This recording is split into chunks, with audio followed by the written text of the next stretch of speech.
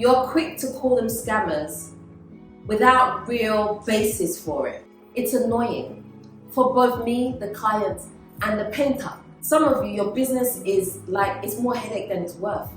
Because the wahala that you're going to bring to my door, I don't need your money. Ghana is a place called patience. Ghana equals patience. If you don't have patience, don't come here.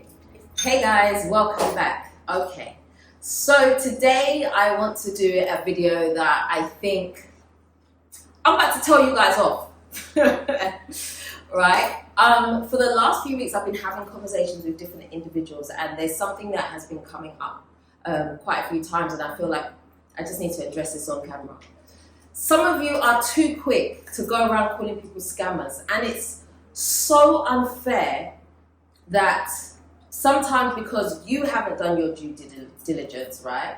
Or sometimes because you don't understand how Ghana works, you are quick to call people scammers, and it's really unfair. For a lot of us that are out here doing work, I'm not talking about YouTubers, okay? I'm talking about people who have businesses here. You're quick to call them scammers without real basis for it. And it's unfair. And I'm going to explain why. Because you don't understand how Ghana works, you don't understand, especially when it comes to construction, the reason for delays or the reason that, certain deadlines sometimes are not met. You say it's a scam. And we know the world already. When one person says something, everybody else, not everybody, people jump in on it because of maybe hurt that they've had from somewhere else, and they're like, oh, I'm seeing it again. Yes, this person's, and they just jump on it. And really, if you really dig into the reasons behind why, most people can't even tell you the reason why they're saying that someone is a scammer. They're just using the word just willy-nilly because it sounds good. But honestly, in Ghana's so small, all we have here are our reputations. We have our businesses, and because you don't understand how Ghana works, you don't understand certain principles here, you go using that word on someone and you destroy someone's business or you destroy someone's reputation, and it's unfair.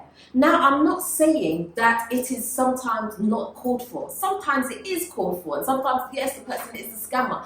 The person has been going around scamming people. I'm not talking about those ones.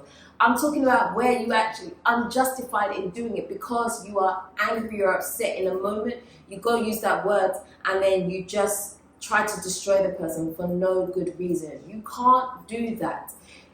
If you're going to get into real estate or into any type of business here in Ghana, understand the system first before you go saying certain things that are uncalled. You cannot just use words on people just willy-nilly. It's unfair and it's uncalled for, right?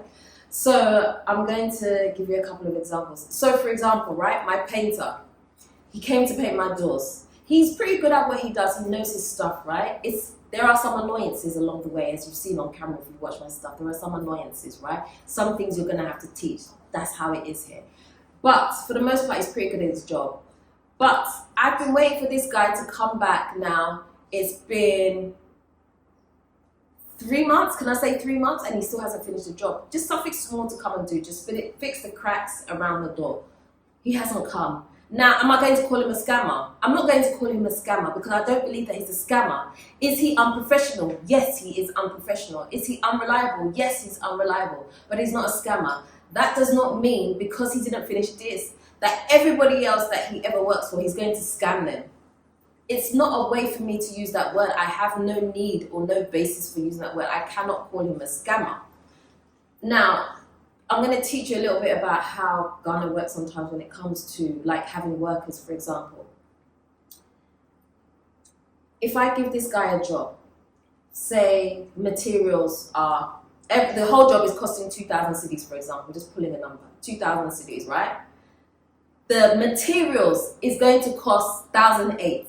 His labor is 200 cedis. Now, even if he cannot start the job without the materials, right?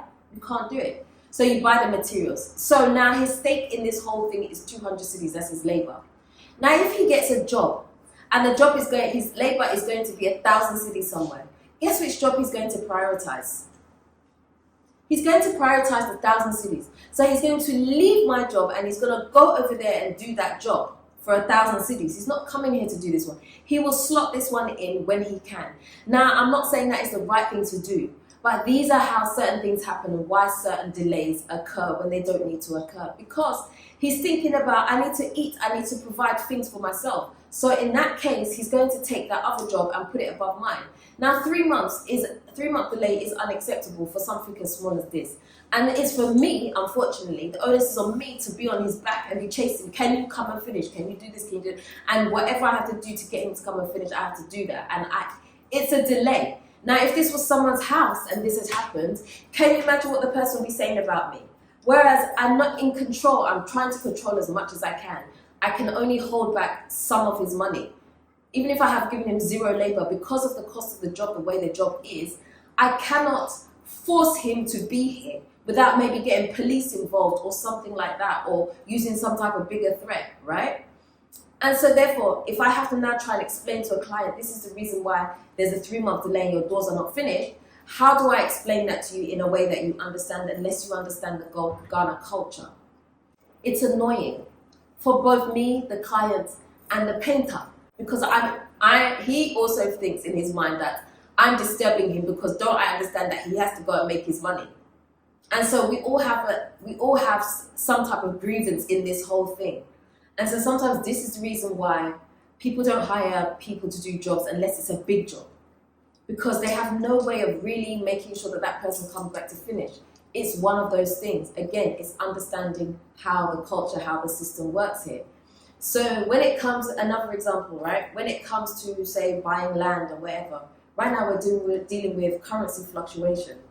Now, if I've given you a payment plan, and I'm not saying, I'm not for or against this, right? I'm just using it as an example. I've given you a payment plan for your land. I've given you 6 months to pay. Within that 6 months to pay, we've had a huge currency fluctuation. Everything's gone crazy. Now it's affected my profit because the price that I quoted to you is now different to the price that I thought I'm going to get. And now, everything is off balance. Can I come to you and say to you, hey, the price has, this has happened or whatever. I'm just using land, but you can apply it to any situation.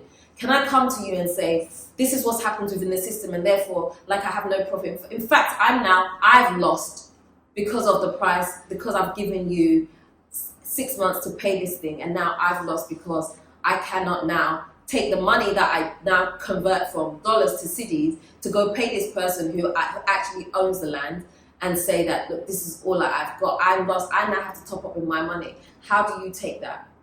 Do you see what I'm saying? So now if I come and say it to you, you're going to scream, scammer, because you don't understand the system. And I'm not saying that is necessarily, not that you shouldn't call me a scammer, but I'm not saying that is your business if the rate goes up and down. But sometimes these are the things that affect certain things. So for example, I'm not going to give you a 6-month payment plan on land because anything can happen right now. If I give you a 6-month payment plan and the rate fluctuates, then what happens? I don't want you to come and call me a scammer. And for some of you, I'm just going to say this, I'm just going to be real. I'll be real on this channel, right? Some of you, your business is it's more headache than it's worth. Because the wahala that you're going to bring to my door, I don't need your money. That's why some people will quickly give your money back when you start making noise about it. So take your money back. Because you don't understand how the system works here. There are delays in certain things. And because you wanted your payment, your paperwork in 1 month, and there's been a delay. We're now at 2 months, and I've explained to you this is the reason why XYZ has happened. It's out of my control, but I'm still working on your behalf. I'm still fighting on your behalf or whatever. Because you don't understand. Oh, you're a scammer. I want my money back. I want my money. Take your money back. Take your money back. But you know what? Some of you will just be blacklisted because even if you come back later and say, oh, I'd like to buy it again, either the price has gone up or we don't want your business anymore. That's just the honest truth. We don't want your business anymore because you're causing me more hassle, more aggro than anything else. That it's not worth it. Because by the time you call me a scammer and destroy my business, it's not worth me taking your $2,000 or whatever it is. I don't want it. It's bad business. Not all money is good money. There are delays that can happen when it comes to building projects that are out of our control. Completely out of our control. I gave you the example of the painter. There are things that happen that we don't know. I buy iron rods today. It's 5,000 cedis. You've given me, I'm doing your building project for you. Give me 5,000 cedis. Tomorrow, it's gone up. It's 8,000 now. If I come to them and say, oh no, iron rods has gone up, it's an extra 3,000. And let's be real, these things do happen. I come and say to you, it's an extra 3,000 cities now for the iron rods. Oh, you're just trying to cheat me. You're trying to scam me. You're trying to do this. You're trying to, I don't want you to do the job anymore. I don't want you to do the job. And then you go around and start bad-mouthing the person because you don't understand the system. Is it fair? Now, I'm not saying that in every single case you have to be so docile that you allow people to get away with whatever they want to get away with. I'm not saying that. There are some times when you are justified in what you are saying. But there are some times where you do have to exercise patience. Ghana is a place called patience. Ghana equals patience. If you don't have patience, don't come here. It's as simple as that, because there are some things that are going to frustrate the hell out of you, and that's just the fact of it. Yes, price can increase like that. A bag of cement, it can go up from 100 to 120 overnight. Can I come to you and say, well, it's gone up by 20 cities. I know you needed 300 bags. It's gone up by 20 cities. So 20 cities for one bag is not enough, but times it by 300. And I have to come to you as the project manager of this development and say to you, well, it's gone up by this price. This is the extra money that we need. Do you understand what has happened here? Or are you just going to put the blame on me? What do we do? So this is what I'm saying is frustration. So I was speaking to Marvin from Shark Island the other day, and he was telling me that he was having some issues with ECG. They're coming today, they're not coming tomorrow, or they can't get the poles across the water. There's issue after issue. And there's this one thing about that I'm so surprised that this thing still exists in Ghana, which I think is ridiculous. In my opinion, it's ridiculous. Maybe there's some things I don't understand, but to me, it is ridiculous. If you don't have electricity poles in your area and you need electricity in your house, sometimes it's quicker for you to go and buy the poles, because ECG ain't coming for the next few years. So you buy the poles. Say you need 6 poles. Each pole might be, say, I'm just pulling the number, 20,000 cities. So you buy these 6 poles. You pull and you get electricity in your house, right? After 3 days, those poles revert to ECG and anybody can tap into those. So nobody's coming to say, oh, let me give you some of the cost because I know you paid out of your pocket. No, the poles belong to ECG. Now everybody, me who's your neighbor, I don't have electricity too.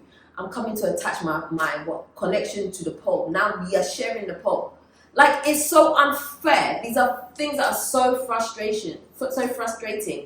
And people don't understand, like, ECG is not coming here, so I'm having to pay for the poles myself. Maybe it's something that I didn't factor in. Maybe I'm not talking about Marvin, I'm just saying in general.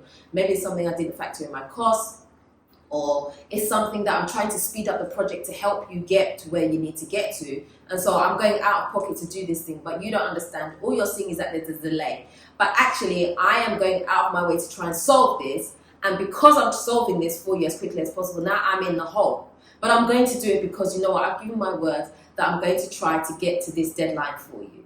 And you don't even appreciate the thing that I'm doing. And therefore, you're saying all kinds of bad things about me. And I have to say again, I'm not talking about Marvin, I'm just saying. You're saying all these bad things about this person, and it's unjustified because you don't see what's happening in the background. So sometimes, and although I did do a video before saying that, the property market is out of control, which it is, sometimes I also understand why there is a premium on certain things. Because the wahala that you have to go through if you're a developer here when it comes to construction, I know because my own house has been wahala with certain things, right? The hassles that you have to go through, the back and forth, the time wasted, the time math to go to court for this, that, and the other. Someone who's coming along to buy a house is not looking at any of that. They're thinking that, the process is pretty much seamless. You're not thinking about, this morning I have to go and bribe someone to come and do this because they won't come unless they say that I give them this. They say they're not coming or they're going to make it hard for me. You're not seeing those other things, those other added complications within Ghana that make the processes slower. But my point out of all of this is just please stop going around calling people scammers if it's unjustified just because you don't understand how something works. Because it really doesn't take more than a few people to destroy someone's business like this over something that's unjustified. Like, take your time to understand what is going on.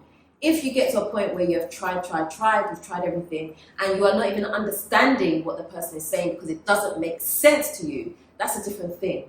But if the person is doing their best to explain to you, then it's only fair that you listen. Because honestly, a lot of us that are here that have businesses and things like that, We are trying our best, but the system is not necessarily always in our favor. There are things that make it harder for us to do. We are also learning sometimes on the job. So like I gave the example of the pole, like maybe you didn't realize that you needed these poles or this was going to happen. So now, instead of, you don't want the poles anymore because of what's going to happen. It's cheaper for you to get a generator that can power all these houses or whatever it is. Do you see what I mean?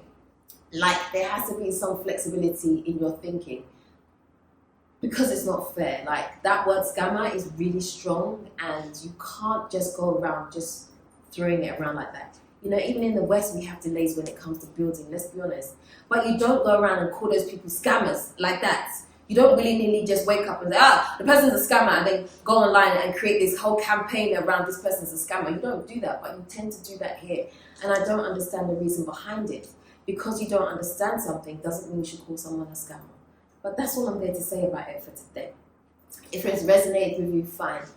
If it hasn't, fine. I'm just telling you as it is. I'm on the ground here. I've been here for a while. I've seen all kinds of things that you will not believe. But just please, unless you are justified, unless you can have a good reason for calling someone a scammer, don't go around using that word on people, because you're destroying people's livelihoods, people's businesses, and a lot of the time it is uncalled for. There are times when it is called for, yes, and you should go for that campaign. We will support you. But there are times that it is not so. Exercise patience. So if you can't exercise patience, please just take none out of your head. I'm just saying, just take it out of your head. It's not for you. That's all. But anyway, that's all I'm going to say about that. I'm sure you guys are going to have a lot to say in the comment section, so go ahead. Do your best. Do it in the comment section. But that's the end of today's video. I hope you've enjoyed it. If you haven't already subscribed to this channel, do me a favor, hit the subscribe button and the notification bell. Don't forget to also like, comment and share this video.